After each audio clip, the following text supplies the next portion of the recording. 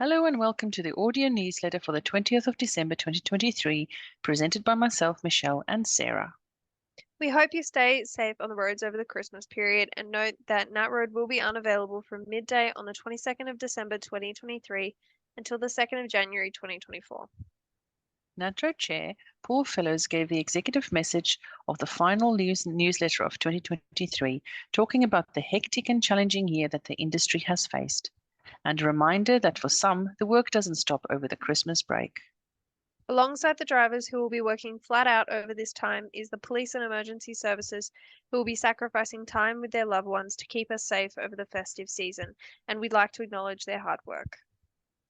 NatRoad is poised for great things in 2024 and beyond, and none of this is possible without the support and input of our members. Be proud of what you do and how you do it, and please ensure you have a safe festive season. There are changes coming in 2024, and here is a recap to help you be across what's new in the new year. Firstly, tollways. In line with contracts with state governments, tolls will increase on a number of privately operated motorways from 1 January 2024. The rate and timing varies according to each contract. You'll find the full list of affected tollways in the link in your email newsletter. As we have previously mentioned, New South Wales toll the heavy vehicle users of the M5 East and M8 motorways from 1 January. These will be credited to eligible toll tag accounts automatically. Another change in the new year is employee authorized deductions. From 30 December 2023, employees can authorize their employer to make regular recurring deductions from their pay for amounts that vary from time to time. The deductions must still principally be for the employee's benefit, not for the direct or indirect benefit of the employer. And lastly, in our recap of changes, from 1 January 2024, the right to superannuation contributions will become one of the national employment standards. This means that unpaid or underpaid superannuation can be enforced under the Fair Work Act by more employees or employee organisations. The Fair Work Ombudsman will be able to take action against employers underpaying or not paying superannuation, although the Australian Tax Office, ATO, will stay as the main cop on the beat. Most members need not to be concerned by the surprise passing of the first closing loopholes bill earlier this month. The Albanese government had already announced businesses with 15 or fewer employees were exempt from a number of changes.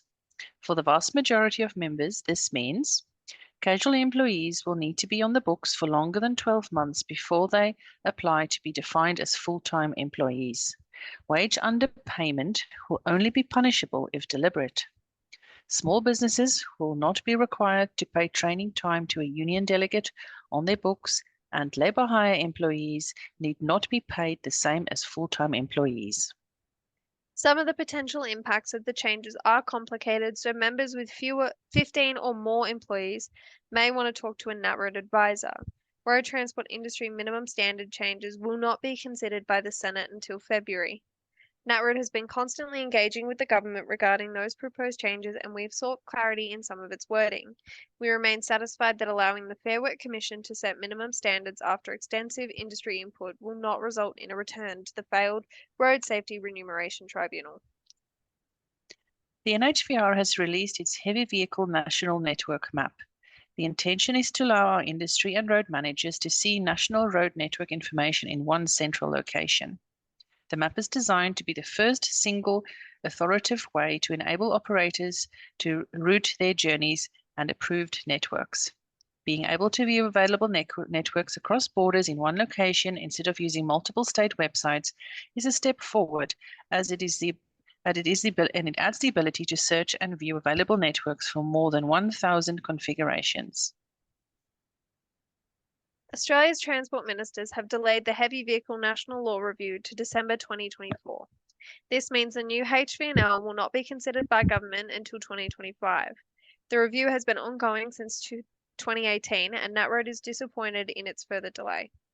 Having given themselves an extension, governments must now ensure they actually deliver practical reforms to reduce the red tape burden on operators. Governments should also invest more resourcing into rolling out automated access and other non-legislative reforms as a priority. In case you haven't heard, NatRoad has joined the IRU. It is the International Road Transport Union, founded 75 years ago in Geneva to facilitate trade international road transport and passenger mobility, and to support sustainable development worldwide.